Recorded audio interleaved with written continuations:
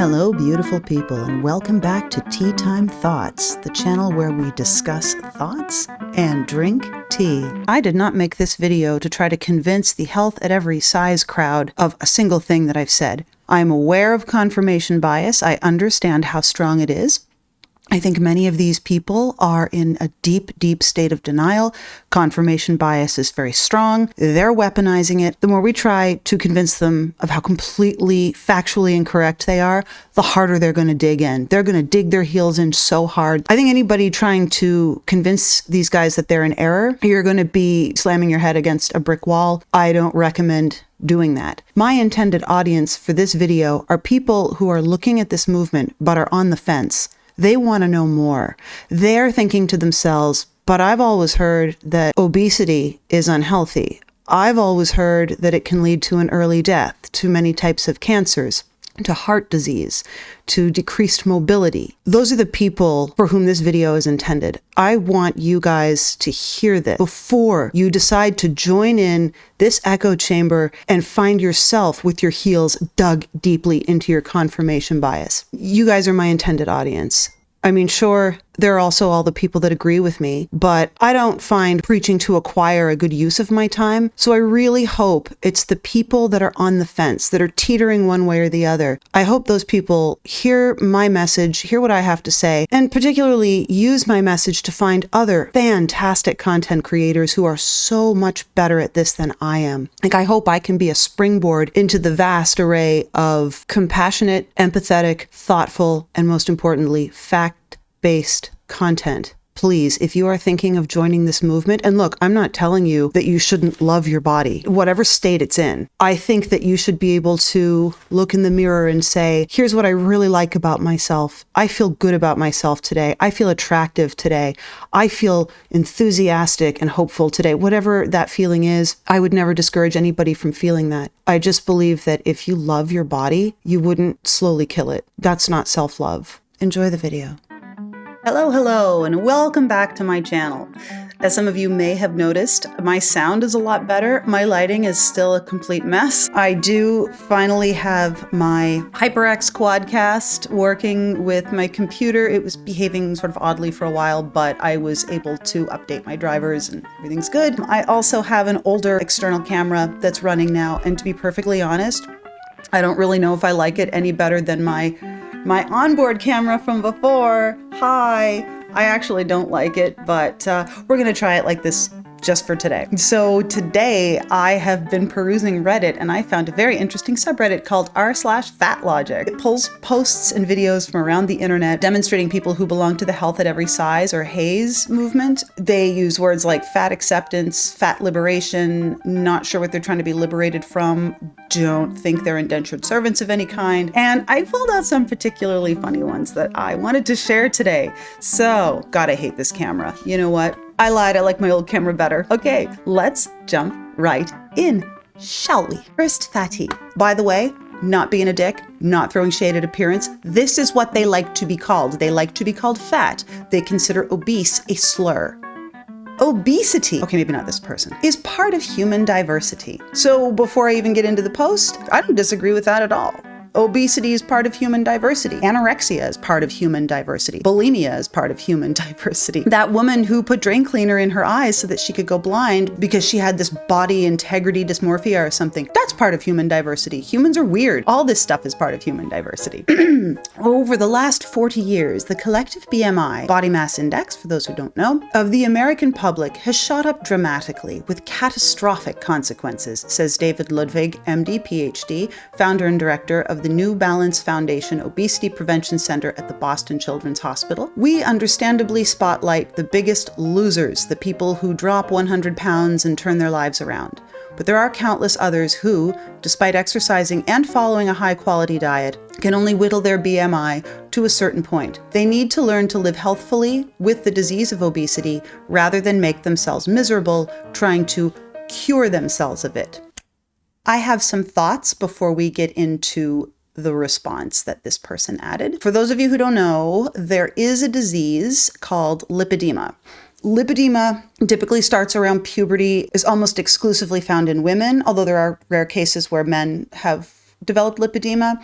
It appears to be hormone driven, and it looks like the major driver is genetics.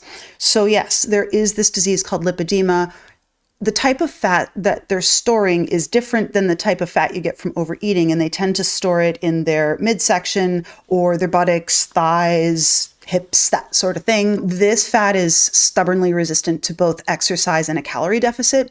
So in that case, I would absolutely agree. If you're living with lipedema, you are going to have an incredibly difficult time taking that fat off.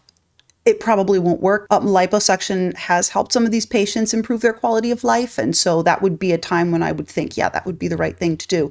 But it's diet and exercise. It's fat that's not related to that. It's fatty deposits that are hormonally driven. So yeah, there's a condition like that. There are also conditions like PCOS, that sort of thing. It's certainly possible to lose weight and maintain a healthy body weight with PCOS. It does increase the difficulty.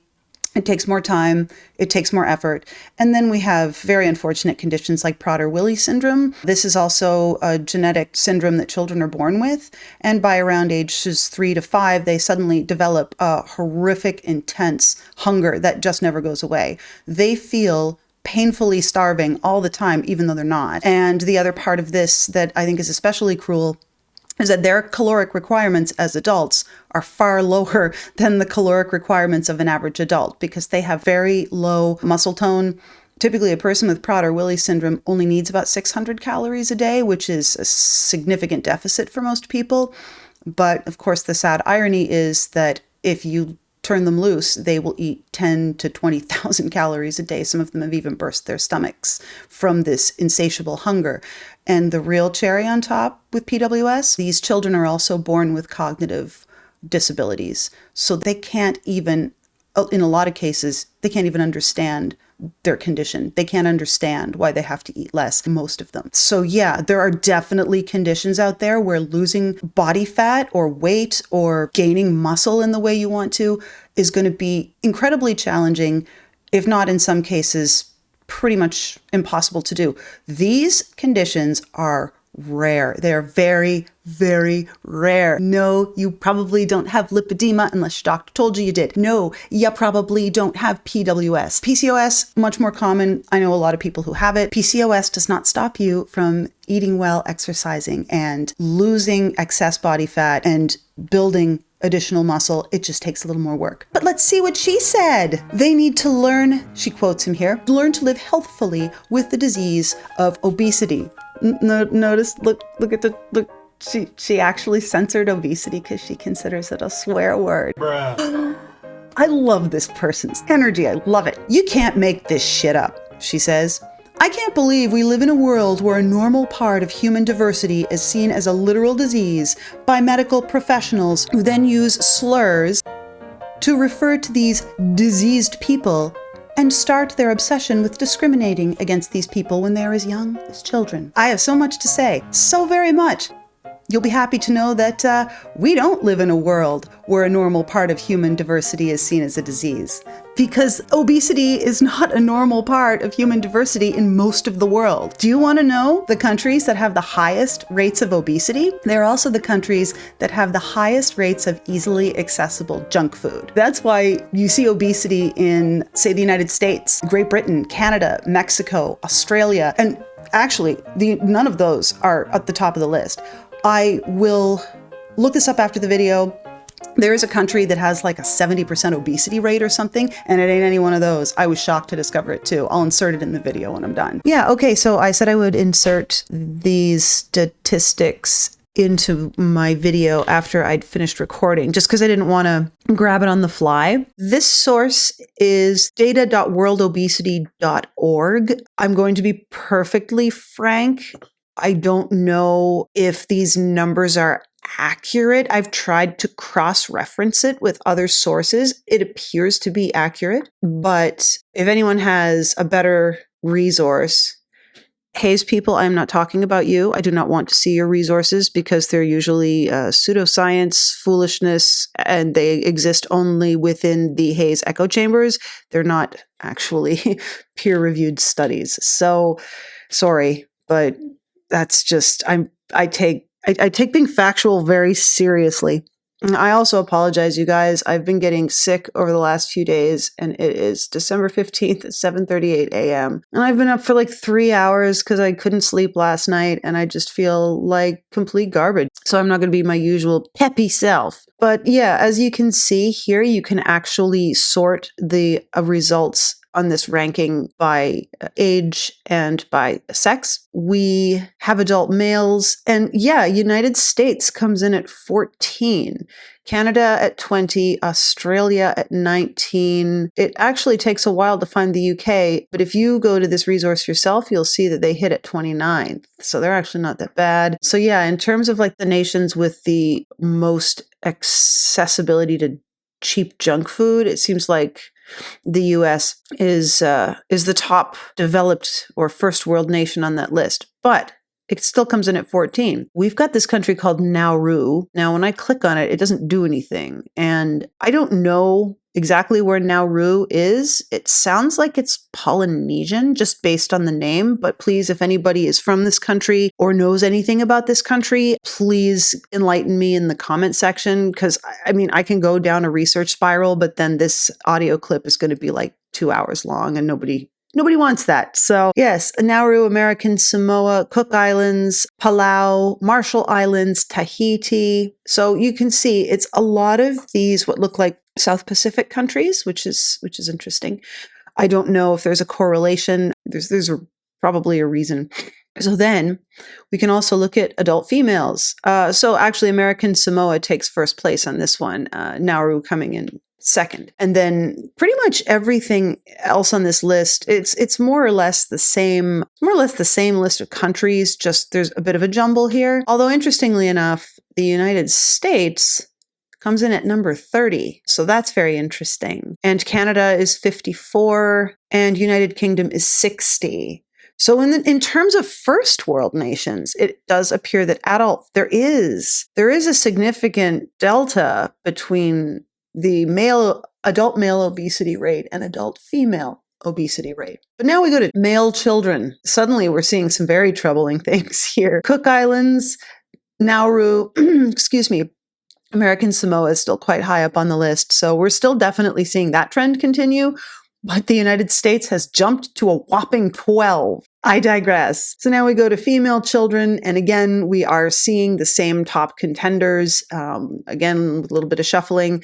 United States female children come in at 15. Anyway, you get the idea. So we do see the top contenders in every category being these cluster of mostly South Pacific countries. So that's very interesting. Anyway, this was the resource I wanted to show you guys. I didn't want to leave it out of the video because I said I'd put it in. So yeah, here it is. So you can check it out. It's data.worldobesity.org. I'll drop the link in the description of this video. So, okay, back to it.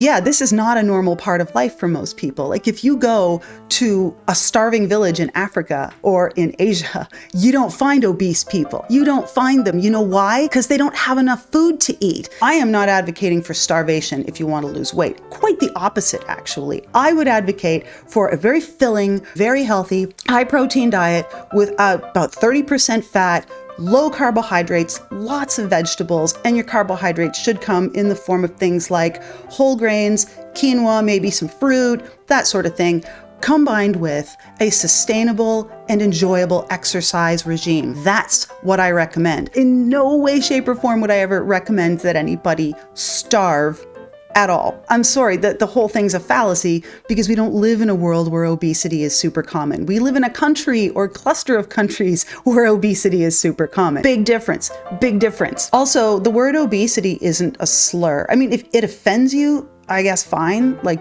be offended by it. That's perfectly okay. It's your choice to be offended by whatever you want. Doctors and nurses and dietitians and other healthcare practitioners are not going to walk into the waiting room to call their next patient and say, next fatty. That's not going to happen. I mean, they call them by their names, I suppose, but you know what I mean? That's not going to happen. Obesity is the medically accepted term for somebody who's reached a certain body weight with a high composition of fat. That's just the way it is. Your doctor's never going to call you fat.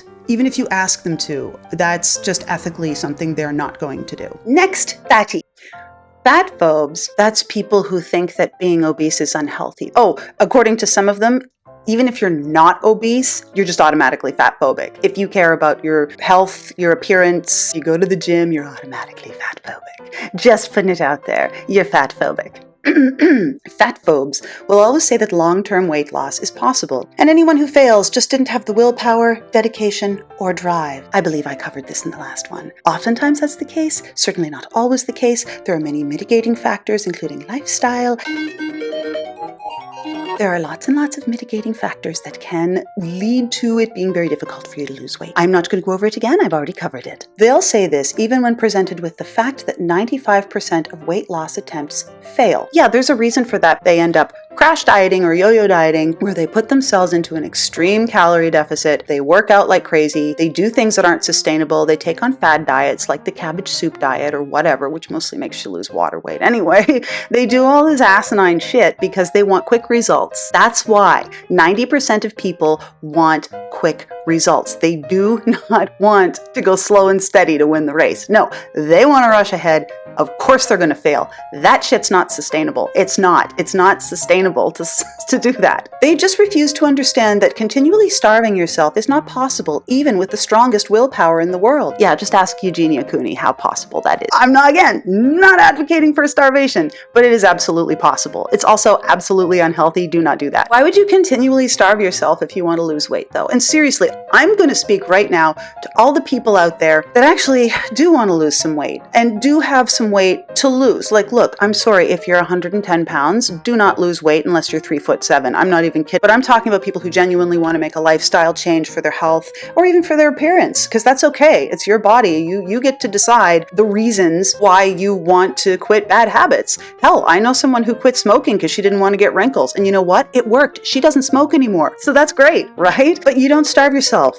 And you don't go on diets. Those are the two mistakes that so many people make. They are huge mistakes. Don't do that. And I get, again, but what you want to do is get yourself into a very satisfying diet that is as close to a ketogenic diet as possible, provided that your healthcare practitioner says it's safe. Always discuss these things with your doctor or dietitian first, preferably both. But yeah, you want to get yourself into a situation where you're eating a lot of food that builds muscle, like eggs. Eat 6 of them. Eggs are one of the best things you can do for your body. And look, if you're vegan, lots of options out there. Tree nuts are a fantastic one. Tofu's good, but just women be careful with tofu because sometimes it can cause some little hormonal issues that you want to be careful about, I've heard, but I don't know. I'm vegan. I do like tofu though. Yeah, so get yourself in a diet like that and find an exercise you enjoy. And look, there are some cheap, we'll start with the gym, okay? It's not your only option, but it's the option most people use because there's equipment there. There are people to show you how to exercise in a safe and constructive way. So I'm going to start with the gym. You can do Planet Fitness for $10 a month. And I also recognize for some people, even $10 a month is going to break the bank because they're living in a very lean way. They can't afford even $10 a month. So if that's the case, hell, get outside. Google local walking or hiking trails. I have this, I don't go to the gym. I mean, I used to, and I still would, I suppose, if it were raining or snowing and I felt like working out. But I go on a about 6K, which is about 3.5 miles, I think, hike every single day on a variable terrain hiking trail that's like a 5-minute drive from my house. It's amazing. It's beautiful. It winds around this lake. There are little squirrels there all the time. One time I saw a deer. It's a really nice hike. And so you don't have to even pay money to exercise. Although I would recommend if you're going to hike variable terrain, you might want to get yourself a nice pair of hiking shoes because you don't want to blow your feet out either, or your ankles or your hips or all of that stuff. Yeah, don't starve yourself.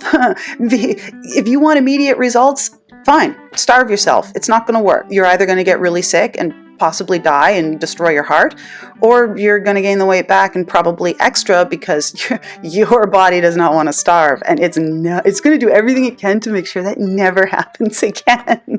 So yeah, definitely power up on the protein, power up on the green veg, power up on the other healthy vegetables, power up on the fruit, eat that quinoa. I have some really good quinoa recipes I'll share with you guys. So, do that. Start exercising. You'll be fine. Will it happen fast? Probably not. Will it happen faster than you think if you stick with it? yes, it will happen faster than you think. I don't have experience with being overweight or obese or fat. That's the word you like. But I do have experience with giving birth. 7 years ago, I gave birth to my beautiful little child. In fact, almost 7 years to the day, December 10th, 2015. And I had gained weight during pregnancy. You're supposed to. You're supposed to gain somewhere between, if you're of normal weight, at the start, around 25 to 30 pounds is usually recommended, although, of course, it's different for everyone. And after I gave birth, obviously, some of that weight was lost as soon as my daughter was born, but some of it wasn't. And because I was choosing to breastfeed long term, I decided to keep some of that weight because I felt like it would be, I didn't want to lose my milk. So I kept it purposefully. I kept myself and my body in a state and at a weight that I was not used to. I had to buy all new clothes because my maternity clothes didn't fit anymore, but my old pre-pregnancy clothes didn't fit either. So that sucked. I hated that for me so much, but I did it for a reason. I had a plan, and I weaned my daughter just after she turned 2.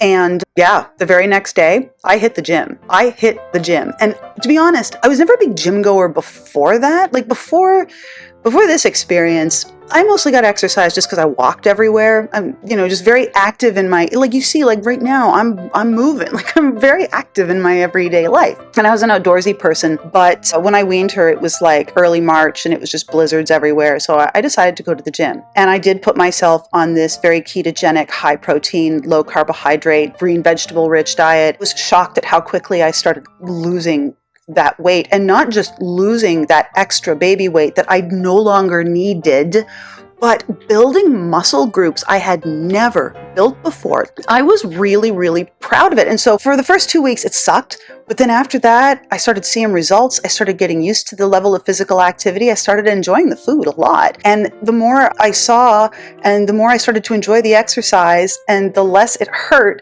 the more I just felt like I had to go. I just felt this real need to just go and love my body, do the workouts, eat the good food. As you can see, I am not starving. I'm slim, yes. I'm also very muscular. Yeah, I'm not starving. I mean, I'm sorry, stack me side by side with Eugenia Cooney. I defy you to tell me you don't see a difference. There's a huge difference. I'm not starving and neither should you. Okay, that was a big rant. Let's get back to it. Where did I even leave off? My God. I wonder if they would react differently if we phrased it in the form of another bodily function needed to survive. Yeah, no one's telling you not to eat. No one's telling you not to eat. You can stay awake for days if you have the dedication. It's the same thing, but this would be obvious to anyone as unhealthy and not true. This is how they manipulate people. Those two things aren't even remotely related. She's comparing not sleeping to giving up a diet of junk food and eating foods that our bodies are genetically predetermined to thrive on. You might be able to fool some idiots, but not me and not most other people. Of course, I'm giving fatphobes too much credit. Nothing a person says will ever change a fatphobe's mind, no matter how many studies or how much evidence you have to back it up. This is so charming. You know how they always say that? Studies or evidence to back it up? They don't provide any of that stuff. They just say it exists, and when you tell them, look, you've given me a thesis, I want to see the research you've done to support it, they say, do your own research. Can you imagine if I walked in to defend a graduate thesis and I said something outlandish, completely outlandish, that totally defies the laws of thermodynamics, and they said, you'd better show us your sources for this, and I said, do your own research. I'll take my PhD now. It's not how it works. Next, fatty. So any of you out there who are doctors, biologists, nutrition science people like dietitians, buckle up. This one's gonna piss you off. Number 4, I guess she had 3 points before this. Dieting lowers metabolism. Starvation lowers metabolism. That is true. Certain types of yo-yo diets or fad diets absolutely do that. That's true. She needs to be very specific. In a state of fuel shortage, our body has to choose which cells to keep providing energy to and which not. It then chooses cells that are a priority for functioning, muscle cells. I don't know where she got this from, but that is horseshit. That's not how it works. The first thing your body wants to burn is sugar. That's your quick energy, right? So if you're consuming sugar, like carbohydrates, anything with glucose in it, your body's going to go straight for that first because it's quick, it's cheap to process, no problem. After that, it's going to go for your stored energy. It goes for the fat. That's how this works. If you lose all but your most critical body fat, like the brain is mostly fat, for example, obviously your body's not going to eat your own brain, then yes, it will start attacking your muscles. People like, I'm so sorry to call you out, Eugenia Cooney, but you're like the best example I can think of. People like Eugenia Cooney, is her body eating her heart right now? Yeah, probably. Unless she has got the most trollingest video filter ever and she doesn't actually look like that and weigh what she looks like she weighs. Yeah, her body is eating her muscles, not yours, sweetheart. If you are overweight, if you're carrying excessive adipose tissue, your body will burn. After burning through the glucose reserves, it'll burn the fat next, particularly if you're supplying your body with the diet I was discussing earlier. It doesn't go after your muscles next. That's not even an opinion. That's thermodynamic biological fact of all animals, not just human. It makes me mad. It would be one thing to say, look, I'm not comfortable burning fat at a fast rate, and I understand this is how it works. Fine, it's a weird thing to say. It's a concern you don't need to have, but at least you're citing science properly. This person doesn't even know what the they're talking about. If they are not being used, are not part of the priority cells. Therefore, if we go on low-calorie diets and do no physical activity, we end up losing muscle mass. Well, that's because you're not doing any physical activity. Like if you sit your ass, look, I'm telling you, sit your ass on the couch all day. If you had muscle before, do that long enough and that muscle is gonna slacken. I know we all went through 2020 and a lot of us lost some muscle mass during that time, but sure. That's because you're sitting on your ass and not exercising. Also, if you're in a caloric deficit completely and you're not adding protein and healthy fats and green vegetables and that sort of thing, then, it's going to be harder to build muscle, that's for sure, because your body needs the amino acids that you find in protein. However, muscle cells are the cells that burn a lot of calories for their maintenance. She is right about that. That's true. More than any other cells in our body. This means the less muscle mass we have, the lower our basal metabolism. This is also true, yes. When we finish a low-calorie diet and go back to our old habits, our body replenishes adipose tissue very easily.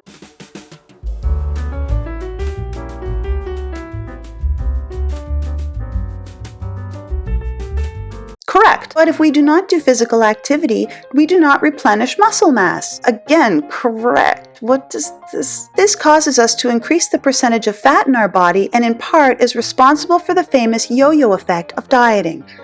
Oh, Lord. Grant me strength. Okay, yeah. So the second part of that is more or less pretty damn accurate. If you don't exercise, if you don't work out, you're not going to build as much muscle as you would if you do work out. And as you age, your ability to build muscle does diminish if you don't keep up the workouts.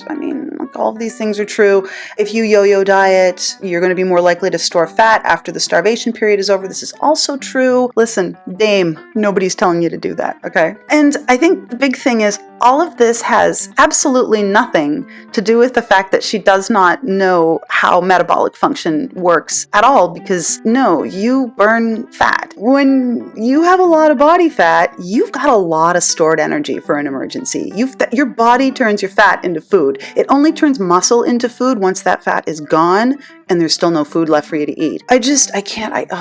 Well, that was frustrating. Wasn't that frustrating? I had frustration, I know that. I might make these guys part of my regularly scheduled programming, and I'll tell you why. I absolutely have nothing against fat people, and you know what? If you don't want to lose weight, don't. I'm not stopping you. But you can't go out there spreading complete misinformation and in a lot of cases, abject falsehoods and try to turn those falsehoods into a movement that will impact the health, well-being, and lifespan of your followers. I can't. I'm sorry. There's a reason that the internet needs people to be human filters because of garbage like this. I don't like this. I don't like this at all. People are going to get hurt. People can die. It would be just like if you were saying, well, look, anorexia is healthier than maintaining a healthy normal body weight. I would be coming down on you with the same amount of wrath. What you're doing is not okay. It's not okay. I mean, are you free to do it? Sure. But I'm free to come back and say, no, everything that you're saying is either completely false. You're throwing up paper tigers like, what do they want us to do? Starve? Nobody's telling you to do that. That's a paper tiger that you threw up and I am tearing down. So yeah, I'm done. I'm done with it. I'm done. Just like and subscribe. Okay. All right. I had a tantrum. I'm over it. And thank you again for joining me. I had a lot of fun. I hope you did too.